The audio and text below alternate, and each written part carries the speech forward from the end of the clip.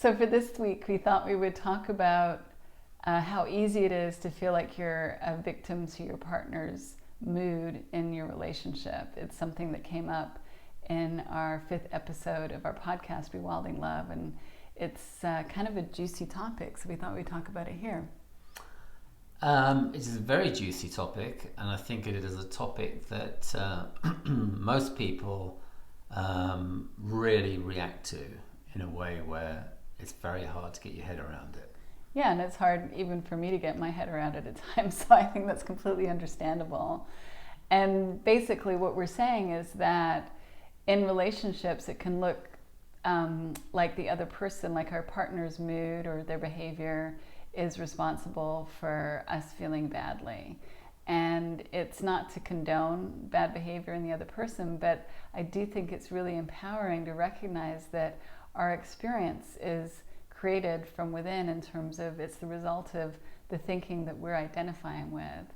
And when I didn't see that, I constantly felt like a victim to your irritability, your anger, your low moods. And I thought the only way that we could improve our relationship was for you to change and for you to be different. And what I didn't see is that basically I was blaming you.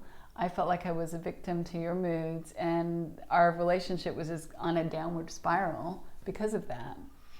Yeah, it's a conversation that there are probably so many yeah buts in that conversation that you can make some sort of game out of it. But I do think that it's a really hard nut to swallow. And I think that the analytical mind, let's say the analytical mind is this glorious processing center, and it's all about trying to find a solution. That analytical machinery will always want to have a fall guy. It will always want to have a yeah but or a reason. And typically that's going to be our nearest and dearest, the person who's most available to us at that moment in time when the ego is trying to find the solution. Yeah. So it's really, it's difficult to find a way to sort of get ourselves back into the present moment in that situation, because our ego will be inclined to sort of like, yeah, we need to find out why and who's responsible. Well, you were definitely my fall guy, but what I didn't realize is that by making you the fall guy, I was actually hurting myself even more. And that when I was looking to you to be different, you were completely outside of my control, 1. 2, you don't want to be managed and criticized, so that didn't help. But I was placing my well-being outside of myself, and I was saying that you were basically responsible for it.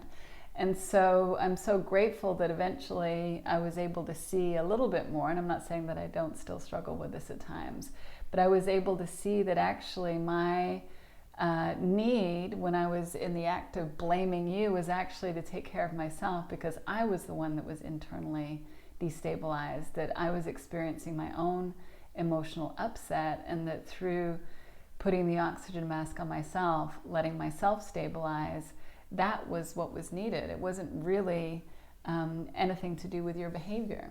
Yeah, and I guess this is, I guess it's a learning curve for us all in some way, shape or form. But for me too, I feel like I want to become more aware of my feeling state, and to see that that's my greatest indicator of my state of mind. Because I think without a sense of that feeling state, I will give in to those sort of egoic prompts to sort of like find a reason why, find out who's responsible, because I don't have the consciousness in that moment of upset, let's say, of being sped up, to look within.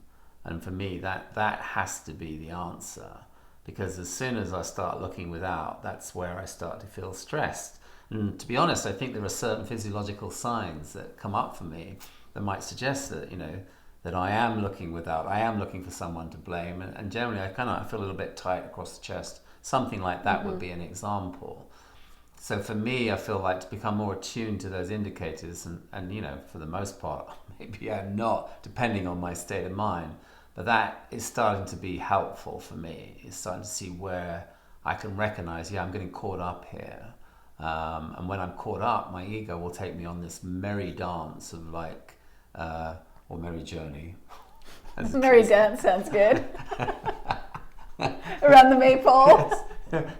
Some sort of bizarre, sort of excruciating hip hop dance. Or maybe a jig. A jig. A merry jig. A polka. Yes, a polka. I don't know. I don't know. Have you ever done it? I don't know what a polka is. I dread to think. Anyway, moving swiftly on, I feel like that for me is a game changer. But it's so hard to see because the analytical machinery gets into gear and goes looking for a reason why. And it's much more comfortable in that place to point the finger outside of ourselves when really the greatest opportunity that presents itself is to look within. And the quicker that I can catch it, the better off I will be. And if I don't catch it, you're right. I am shooting myself in the foot. Yeah.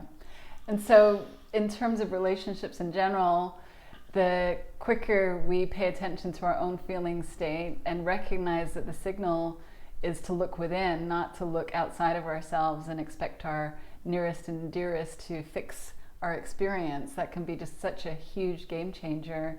And I would say for us that really transformed the landscape of our relationship. Yeah.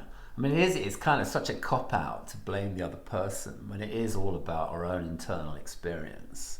But nevertheless, we've spent probably most of our lives and a good portion of our married lives seeing it through that lens. So it's quite a thing to take on board. And I guess that's why Matteo fought it tooth and nail for most of that podcast, because it just seemed ridiculous to him. But it's such a simple shift in perspective that really is a game changer. Yeah, and I think the most important part of the game changer is that it benefits us. It's not about benefiting the other person. We're the ones that reap the benefit of recognizing that we can take care of ourselves. Yeah, and it does feel so counterintuitive based on all the programming and conditioning that helps, that encourages to see it through that lens. Yeah. So if you want to hear more about it, tune in to our latest episode 5 of Rewilding Love. Tune in. Take care. Take care. Bye.